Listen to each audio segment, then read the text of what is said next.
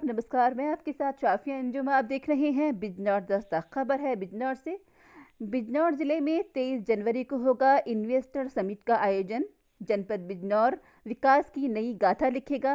20,000 लोगों को मिलेगा रोजगार। जिलाधिकारी बिजनौर उमेश मिश्रा ने आज इन्वेस्टर समिट के संबंध में मीडिया के साथ बातचीत की। उन्होंने बताया कि जनपद बिजनौर विकास की नई गाथा लिखेगा और बिजनौर जिले ने प्रदेश में ही नहीं राजधानी में भी अपनी एक अलग पहचान बनाई है। बिजनौर जनपद प्राकृतिक, सांस्कृतिक, साहित्यिक प्रतिभाओं वाला जनपद है। इनको बढ़ाने के लिए प्राकृतिक संसाधन है, इसलिए आगे बढ़ाने के अवसर मिलने चाहिए।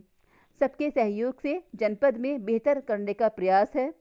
बिजनौर दस्तक के लिए डॉक्टर आफ्ताब नोमानी की विशेष रिपोर्ट। हर छोटी बड़ी खबर देखने के लिए देखते रहिए बिजनौर दस्तक। और जब सारे लोग एक साथ बढ़ेंगे, एक साथ लगेंगे और सब एक दूसरे को सहयोग करते हुए जहां कहीं कोई खामी रह गई उसको हम लोग पूरा करते हुए आगे बढ़ेंगे, तो पूरा मुझे विश्वास है कि बेहतर होगा।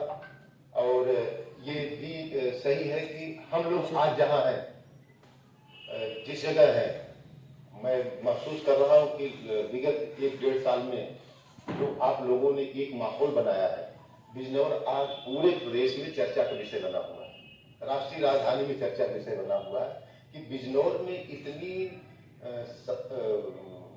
प्राकृतिक, ऐतिहासिक, सांस्कृतिक और साहित्यिक प्रतिभाएं हैं, प्राकृतिक संसाधन हैं, जिनको पूरे विश्व को देखे जाने का अवसर दिया जाना चाहिए। और उसी का परिणाम रहा कि हम लोग इस दिशा में काफी कुछ सफल भी हो रहे हैं।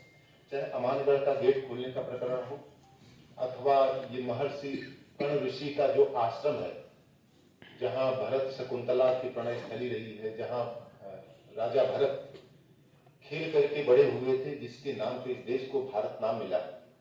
चाहे हमारे विदुर कुटी, महात्मा विदुर, विश्व के प्रथम नीति शास्त्रज्ञ के रूप में जिसको हम लोग जानते हैं विदुर, की यह वही भूमि रही है जो आधुनिकता और वैभव और अहंकार को छोड़ करके वो आकर के इस पवित्र भूमि पे रहे और उन्होंने यही तपस्या की, यही साधना की और नीति के नए नए विचार पूरे विश्व को उन्होंने दिया। उसके बाद जब हम लोग आते हैं तो मध्यकाल से लेकर के आधुनिक काल तक बहुत सारे लोग ऐसे यहाँ पैदा हुए जिन्होंने पूरे विश्व को, भारत को दिशा दी। उनका हम लोग चारों तरफ उनके नाम को, उनकी गरिमा को अपने इतिहास से, अपने वैभवशाली अतीत से जोड़ते हुए आने वाली बिजनौर की पीढ़ियों को भी हम लोगों को प्रेरित करने का काम ये हम सभी का है। सब जाने कहीं हमारा बच्चा जाए, बिजनौर की बच्ची आजकल जैसे कि मैं चर्चा करता हूँ कि देश की सर्वोच्च सेवा में बिजनौर की बेटी डॉक्टर है। बिजनौर की 3 बेटियां IAS में एक ही बैच में सिलेक्ट होती हैं। महिला सशक्तिकरण का माननीय मुख्यमंत्री, माननीय प्रधानमंत्री या पूरे समाज का जो एक लक्ष्य है, इससे बड़ा उदाहरण नहीं हो सकता। हमारी बिजनौर की बेटी पूरे विश्व में भारत का प्रतिनिधित्व महिला क्रिकेट में जाकर के भारत की ओर से खेल रही है। हमारे यहाँ कबड्डी का मतलब स्टार खिलाड़ी हमारे जनपद से हैं। अभी वॉलीबॉल में पूरे वर्ल्ड लेवल पे बिजनौर का क्या नाम है, चौधरी, वह चाहे कृषि का क्षेत्र हो, चाहे वह पर्यटन का क्षेत्र हो अथवा उद्योग का क्षेत्र हो, राष्ट्रीय राजधानी के नजदीक होने के कारण हम लोगों को ये अवसर है कि एक ऐसा एरिया जिसको अभी तक उतना ध्यान नहीं दिया गया जितना ध्यान दिया जाना चाहिए था, या कहिए अनएक्सप्लोर्ड एरिया है, इसमें बहुत ही असीम संभावनाएं हैं। और आप लोगों के द्वारा एक जो माहौल बनाया गया, माननीय मुख्यमंत्री जी की प्रेरणा से उद्यमियों ने बिजनौर में निवेश के लिए अपनी रुचि दिखाई है। अब मैं बताना चाहूंगा कि अभी कल तक हम लोगों बिजनौर में लगभग 120 उद्यमियों ने लगभग 4,500 करोड़ का इन्वेस्टमेंट करने का अपना वो जो पोर्टल है, अपना रजिस्ट्रेशन कराया है।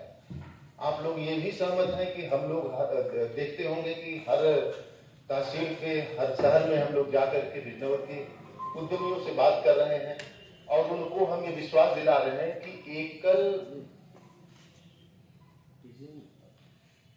एकल मंच के अंतर्गत, मतलब एक ही जगह यदि वो कोई अपना एप्लीकेशन देते हैं तो उनको जो व्यवस्था के अंतर्गत जो भी एनओसी की जरूरत होती है, सरकारी अनुमति की जरूरत होती है, विभागों के द्वारा एनओसी जारी की जाती है, उन सबको हम लोग एकल खिड़की व्यवस्था के अंतर्गत, ये हमारे जिला प्रशासन की जिम्मेदारी होगी कि सभी विभागों से कोऑर्डिनेट करके, चाहे वो प्रदूषण का प्रकरण हो, खाद्य का प्रकरण हो, विद्युत विभाग का प्रकरण हो, अन्य बहुत सारे ऐसे विभाग हैं जिनकी एनओसी की किसी भी उद्योग को स्थापित करने की आवश्यकता होती है, तो वह जिला प्रशासन की जिम्मेदारी है कि संबंधित विभागों से एनओसी प्राप्त करके संबंधित उद्योगपति को बिना किसी परेशानी के हम लोग उनको फैसिलिटेट कर सकें और उनको ये बता सकें कि आपका काम यहाँ शांतिपूर्ण ढंग से, व्यवस्थित ढंग से, अच्छे ढंग से काम करने का है और सारी जिम्मेदारी वो जिला प्रशासन की है। लवी चौधरी वो ये सारे लोग पूरे विश्व में भारत का प्रतिनिधित्व कर रहे हैं और मैं बड़े मतलब मुझे अच्छा लग रहा है कि इधर पिछले साल और इस साल बिजनौर का गुड़ पूरे खाड़ी देशों में अपने को एक नए ढंग से स्थापित किया है। हमारा बासमती राइस पूरे विश्व में मतलब एक्सपोर्ट किया जा रहा है। हमारे बहुत सारे ऐसे युवा बिजनौर के जो मल्टीनेशनल्स में काम करते थे, उन लोगों ने उस नौकरी छोड़ करके प्राकृतिक खेती को एक स्टार्टअप के रूप में विकसित करके बिजनौर के खेती में एक नया आयाम जोड़ रहे हैं। तो ये बहुत सारे स्कोप हैं जो आप लोगों के सहयोग से, आप लोगों के मार्गदर्शन में हम लोग इस काम को कर पा रहे हैं। तो जो 23 तारीख को हम लोग एक मीट कर रहे हैं, उसमें भी आप लोगों के द्वारा मैं सबसे बड़ी बात ये कहूंगा कि आप लोगों की पहली निगाह होनी चाहिए। कहीं कोई ऐसी बात हो रही, क्योंकि आपको हमसे ज्यादा पहले बातें पता चलती हैं और ये हो सकता है कि कोई चीजें ऐसी हो रही हो कि जो हमें ही नहीं पता चल रही हो, तो आप लोग जब हमें अलर्ट कर देते हैं, बता देते हैं, तो हम उसको सुधार करने का हमको मौका मिलता है।